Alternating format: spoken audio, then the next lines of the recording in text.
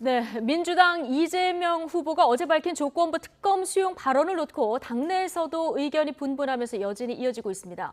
이런 가운데 이 후보는 오늘 청년 세대와의 만남에 이어서 외교 행보로 보폭을 넓히고 이틀째 호남에 머무는 국민의힘 윤석열 후보는 통합 행보를 이어가고 있습니다. 여야는 오늘 본회의를 열고 국민의힘에서 탈당한 곽상도 의원의 사퇴안 처리에 나섭니다. 국회 취재기자 연결합니다. 김태민 기자. 네, 국회입니다.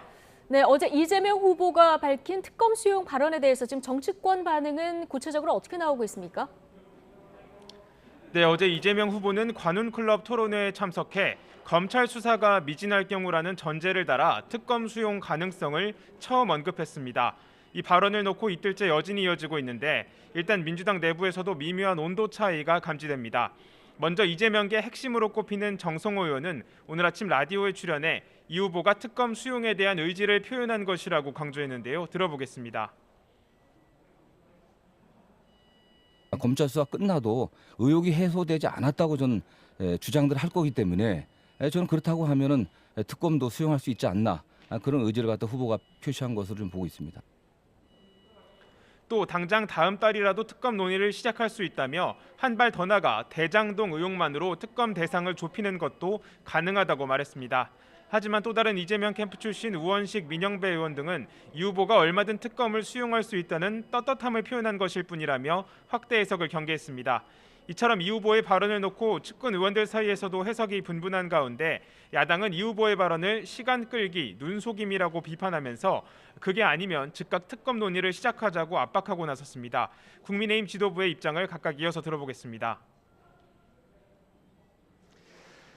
예, 이재명 후보의 특검에 대한 조건부 수용 입장을 보면서 이재명 후보가 아주 궁지에 물렸다는 그런 생각이 듭니다. 조건부 수용이라는 애매한 입장을 통해서 시간 벌기에 나선 것으로 보입니다. 이재명 후보가 대장동 특검을 수용키로 한 이상 오늘 당장이라도 여야 원내대표가 특검법 처리를 위해 만날 것을 민주당에 제안합니다. 이에 대해 민주당 윤호중 원내대표는 야당이 특검법 처리를 요청해오면 협상을 피할 생각이 없다고 맞불을 놨는데요. 다만 야당이 생각하는 범위만으론 특검을 하게 되진 않을 것이라며 부산저축은행 대출비리 사건에 대한 윤 후보의 부실 수사 의혹도 특검 대상이 돼야 한다고 강조했습니다. 들어보겠습니다.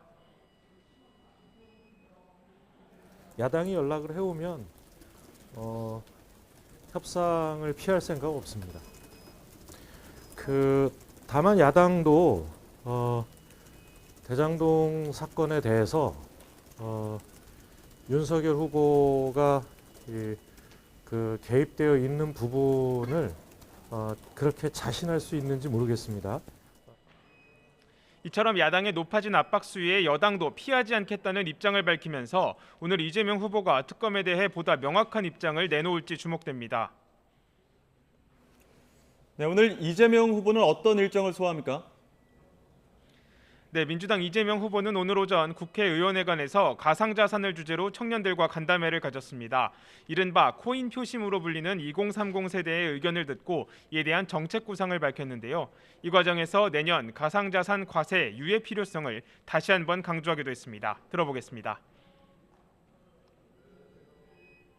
가상자산에 대한 과세는 지금 주식 양도소득세 부과하는 시점과 맞춰서 한 1년쯤 연기하는 것이 저는 맞다고 생각하고 당에 그런 요청을 지금 드리고 있습니다. 이처럼 줄곧 청년 표심 잡기에 집중하는 가운데 오늘은 후보 선출 이후 처음으로 외교 행보에 나서면서 보폭을 넓힙니다. 이 후보는 오늘 오후 여당 대선 후보 자격으로 데니얼 크리튼브링크 미 국무부 동아태 차관보와 크리스토퍼 델코소 주한 미 대사대리를 만나 한미 관계와 대북 정책 현안을 논의할 예정입니다.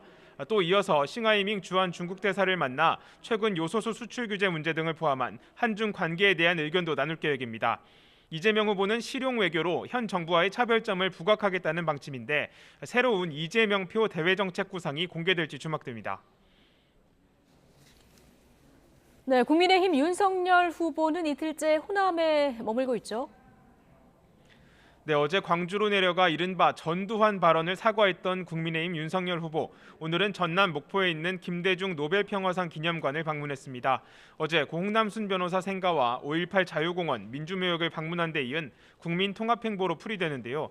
윤 후보는 이후 기자들과 만나 집권 이후에도 통합과 포용을 이어가겠다고 거듭 강조했습니다. 들어보겠습니다.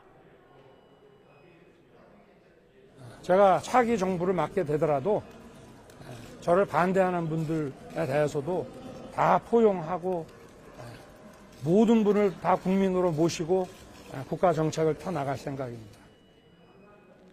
또 앞서 SNS를 통해 집권할 경우 김대중 정부의 김대중 오부치 선언을 계승해 한일 관계 개선에 즉각 나서겠다고 밝히면서 문재인 정권의 대외 정책을 비판하기도 했습니다. 오후에는 경남 김해 봉하마을로 넘어가 고 노무현 전 대통령의 묘역도 참배할 예정입니다. 이런 가운데 국민의힘 선대위 구성 논의도 계속되는데요. 이준석 대표는 오늘 아침 라디오에서 오는 20일 전후 선대위 출범을 목표로 실무 준비에 박차를 가하겠다고 말했습니다. 네, 오늘 국회 본회의에서도 중요한 일정이 있지 않습니까? 네, 여야는 오늘 오후 본회의를 열고 무소속 곽상도 의원의 사직안을 처리합니다. 앞서 곽 의원은 지난달 아들이 화천대유에서 받은 50억 원이 논란이 되면서 국민의힘을 탈당한 데 이어 국회의원직 사퇴를 선언했습니다.